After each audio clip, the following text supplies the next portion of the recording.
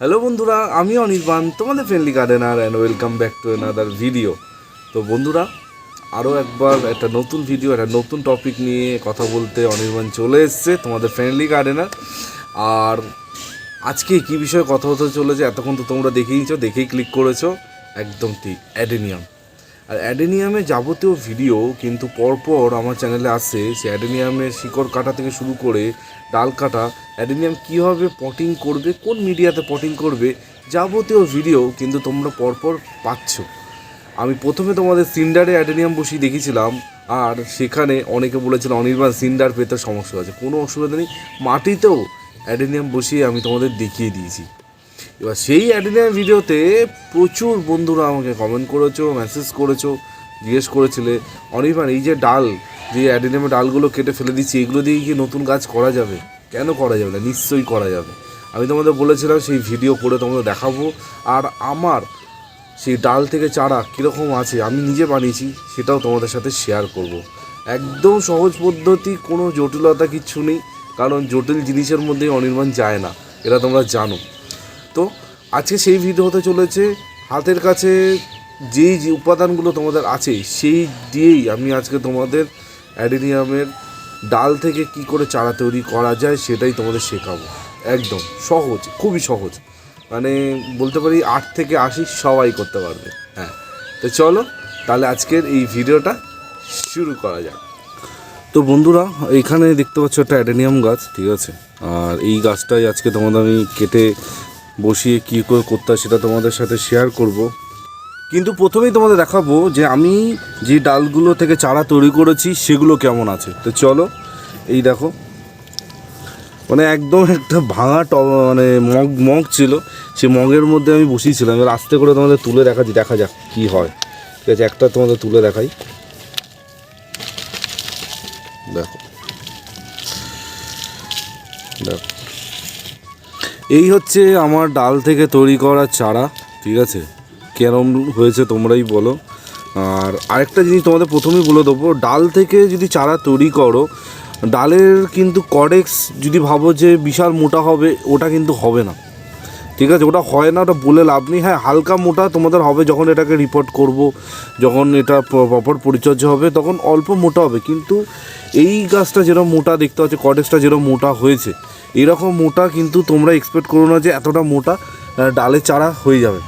কিন্তু ডাল থেকেও যে চারা করা যায়, এটা হচ্ছে তার প্রমাণ। ঠিক আছে, থাক, এটা আমি সাইডে রাখছি। এবার তোমাদের দেখাবো যে কী করতে হবে। ঠিক আছে, প্রথমেই দেখো, আমি এই গাছটার ওপর যদি তোমাদের দেখাই, প্রথমেই যেটা করতে হবে যে আমার ডালটা কাটতে হবে। ঠিক আছে, ঠিক আছে।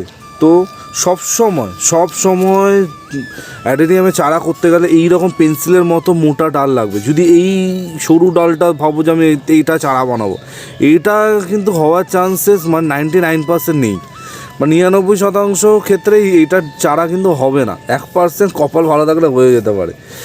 কিন্তু যদি এই রকম মোটা ডাল নাও, তাহলে এর চান্সেস প্রচুর থাকে। প্রথমেই যেটা করব যে এই যে পাতলা ডালগুলো যেগুলো আছে সেগুলোকে আমি কেটে দেবো।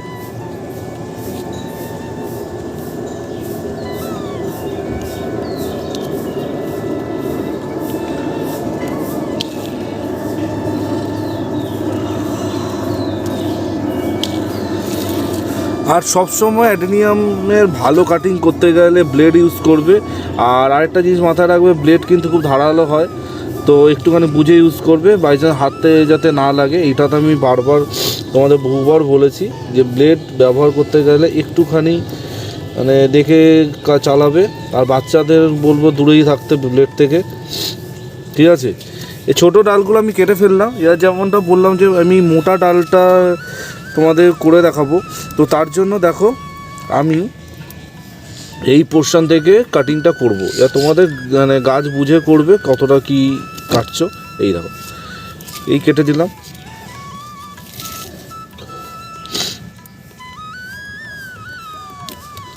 এই এবার এটা থাক, এটার আর কোনো কাজ নেই। এটা যেরকম গ্রো করবে, এটাকে আমি রিপোর্টিং আর কিছুদিন পরে করব। আর কাটিং করার পর যেটা তোমাদের সবসময় বলি, যখনই অ্যাডেনিয়াম কাটো অবশ্যই এই যে কাটিং অংশটা আছে সেই কাটিং অংশতে কিন্তু তোমাদের যেটা করতে হবে সেটাতে যে কোনো একটা ফাঙ্গিসাইড লাগিয়ে দেবে যেই অংশগুলোকে কেটেছো, তা না হলেই একটা ফাঙ্গাসের সম্ভাবনা তৈরি হবে। ঠিক আছে, এই হয়ে গেল, এটাকে সরিয়ে দিলাম। এবার আমি এখান থেকে আপাতত এই একটা কাটিং পেয়েছি যেটার ওপর কিন্তু কাজ করা যাবে। ঠিক আছে, আগে জানো আমার অনেক কাটিং আমি করেছি, সেই ডালগুলো তো আছেই। তো এই কাটিংটা এবার কী করবো, এই কাটিংটা তোমরা তো পেয়ে গেলে। প্রথম কথা হচ্ছে এই যে মানে অংশটা, যে অংশটা আমরা কাটা হয়েছে সেই অংশটা আমরা ভালো করে ফাঙ্গিসাইডটা লাগাবো। যে কোনো ফাঙ্গিসাইড তোমরা ব্যবহার করতে পারো, M45 খুবই ভালো, যদি পাও তো ভালো, বা তা না হলে সাফও তোমরা ব্যবহার করতে পারো, কোনো অসুবিধা নেই। এই আমি ফাঙ্গিসাইডটা লাগিয়ে দিলাম। M45টা একবার তোমাদের প্যাকেটটা দেখিয়ে দিচ্ছি। এই হচ্ছে M45, এটা আমি খুব ব্যবহার করি, মানে আমার মানে খুবই একটা ফেভারিট ফাঙ্গিসাইড, আর সস্তায় স্বাস্থ্যকর যাকে বলে, তো এটা কিন্তু ইউজ করতে পারো তোমরা।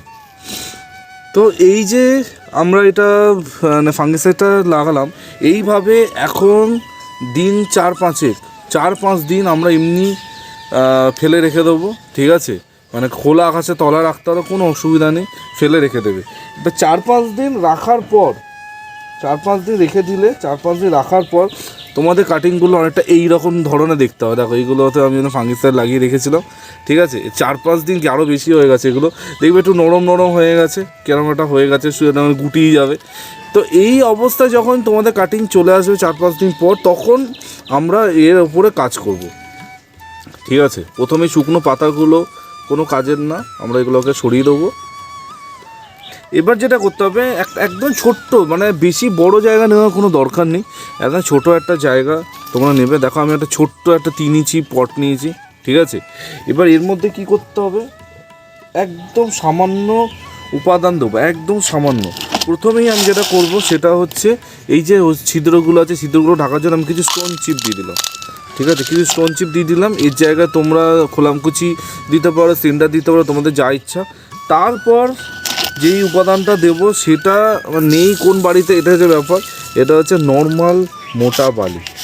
নর্মাল মোটা বালি, আর কিচ্ছু না, আর কিচ্ছু না। বালিটা অবশ্যই ধুয়ে নেবে, না ধুলে কিন্তু এর মধ্যে এর থেকে ফাঙ্গাস হয়ে যাওয়ার একটা সম্ভাবনা হতে পারে। শুধু মোটা বালি, কোনো সিক্রেট কিছু নেই বা এমন কিছু নেই যেটা তোমরা দিতে পারবে না। এই হলো নর্মাল বালি, যেটা দিয়ে আমি টপটা ভর্তি করলাম। এবার কি করব, প্লেন জল দিয়ে এই যে বালিটা আছে এটাকে আমি ভিজিয়ে দিলাম। প্লেন জল, কোনো কিচ্ছু নেই, প্লেন জল। ঠিক আছে, এই যে ভেজানো হয়ে গেল। এবার এই কাটিংগুলো নিয়ে, যে কাটিংগুলো তুমি শুকিয়ে রেখেছো, নিয়ে জাস্ট এইভাবে বসিয়ে দেবো। দেখো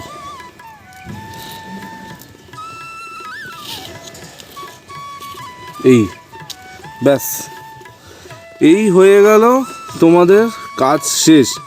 এইভাবে এটাকে সেমি শেডে রাখতে হবে, ডাইরেক্ট সানলাইটে একদম রাখা যাবে না, বাইরেও রাখতে পারো, ছাদের বাইরে রাখতে হবে, কিন্তু সেমি শেডে রাখতে হবে। আরেকটা ব্যাপার হচ্ছে অতিরিক্ত জল একদম দেওয়া যাবে না। এই যে বালিটা একদম কমপ্লিটলি ড্রাই হবে, তখন গিয়ে তোমরা অল্প এখানে জল স্প্রে করে দেবে। ঠিক আছে, মগ দেওয়া ঢেলে দিও না। ঠিক আছে, আরেকটা জিনিস হচ্ছে যদি বৃষ্টি হয়, সেরকম সম্ভাবনা হয় যে বৃষ্টি হচ্ছে বা হবে, তখন কিন্তু এই কাটিংগুলোকে ভেতরে রাখতে হবে। এই কাটিংগুলো থেকে চারা হতে মিনিমাম মাসখানেকের ওপর তো তোমাদের লাগবে। মাসখানেকের পর থেকে দেখবে তোমাদের আস্তে আস্তে কাটিংগুলো গ্রো করবে, এখান থেকে পাতা ছাড়বে। ঠিক আছে, সবসময় তুলে দেখবে না। আর অতিরিক্ত জল কিন্তু একদম না, অতিরিক্ত জল দিলেই কিন্তু হবে গন্ডগোল। আর যেটা করতে হবে তোমাদের, প্রতি 10 দিন কি 15 দিন, 10-15 দিন অন্তর ফাঙ্গিসাইড জলে গুলে এই ডালগুলোর উপর স্প্রে করবে। ঠিক আছে, তা না হলে একটা ফাঙ্গাস লাগার সম্ভাবনা থাকে, যাতে সেটা না থাকে সেই জন্য তোমাদের ফাঙ্গিসাইডটা স্প্রে করতে হবে। বোঝা গেছে, একদম ইজি প্রসেস, কোনো রকমের ঝামেলা কিছু নেই। আমার এখান থেকে দেখো আমি কতগুলো চারা এখানে বানিয়েছি। এখানে তোমাদের তো একটা তো তোমাদের দেখালাম, একটা, আর এইটা দেখো, এইটা হচ্ছে খুব একটা দুটো চারা। এই দেখো সব কাটিং থেকে বানানো, সব কাটিং থেকে তৈরি করো চারা। এই দেখো, তো এই চারাগুলো তোমাদের দেখানোর জন্যই আমার বানানো। আর কীরকম হয়েছে অবশ্যই জানিও। আর কাটিংগুলো ফেলে না দিয়ে এইভাবে চারা বানাতে পারো। এইগুলোতে কিন্তু গ্রাফটিংও করা যায়, মানে এই কাটিংগুলোর মধ্যে কিন্তু গ্রাফটিংও হয়। এগুলোকে আমি রিপোর্টিং এবার করব, রিপোর্টিং করে গ্রাফটিং উদ্দেশ্যেই ব্যবহার করব। গ্রাফটিং করে দেখবো গ্রাফটিং হয় নাকি। সাকসেসফুল হলে ডেফিনেটলি তোমাদের সাথে কিন্তু শেয়ার করব, ঠিক আছে? তো কতটা সহজে তোমরা অ্যাডেনিয়ামের কাটিং থেকে চারা তৈরি করতে পারবে আর দেখে দিলে, এরপর কিন্তু আর কাটিংগুলো ফেলবে না, ওগুলো কিন্তু সব চারা তৈরি করবে, ঠিক আছে? আর এগুলো বন্ধুদেরও দিতে পারো, বন্ধুদের শিখিয়ে দেবে কীভাবে করতে হবে। আর আমার ভিডিও তো আছে, বন্ধুদের সাথে একটু শেয়ার করে দেবে যে অ্যাডেনিয়ামের ডাল থেকেও যে চারা তৈরি করা যায়, সবাই জানতে পারবে। এরপরও যদি তোমাদের মানে অ্যাডেনিয়াম নিয়ে কোনো রকমের সমস্যা থাকে, কোনো বিষয়, কোনো গাছ নিয়ে কোনো রকম প্রবলেম থাকে, অবশ্যই আমাকে কমেন্ট সেকশানে কমেন্ট করে জানিও। ডেফিনেটলি আমি 100% চেষ্টা করব সেই বিষয়ে ভিডিও বানানো আর সেই বিষয় নিয়ে আলোচনা করা। আজকে ভিডিও নিয়ে যদি কারোর কোনো বক্তব্য থাকে, কারোর কোনো জায়গা বুঝতে অসুবিধা হয়, বা তোমাদের কিছু মতামত থাকে, কীরকম লাগলো ভিডিওটা, অবশ্যই আমাকে জানাতে ভুলো না। আর এরকম ভিডিও দেখার জন্য আমার চ্যানেলটা সাবস্ক্রাইব করতেও কিন্তু ভুলো না। আর সাবস্ক্রাইব করার সাথে সাথে পাশে বেল আইকনটাও প্রেস করে দিও। আমি কিন্তু এইরকম ভিডিও রোজ সকাল 11টায় 365 দিন তোমাদের জন্য নিয়ে আসি। তো এই বলে আজকে ভিডিওটা এখানে এন্ড করলাম। কালকে ঠিক সকাল 11টায় আবার অনির্বাণ চলে আসবে নতুন ভিডিওর সাথে। 3 দিন সবাই ভালো থেকো আর সবুজ থেকো। ততক্ষণের জন্য বাই বাই।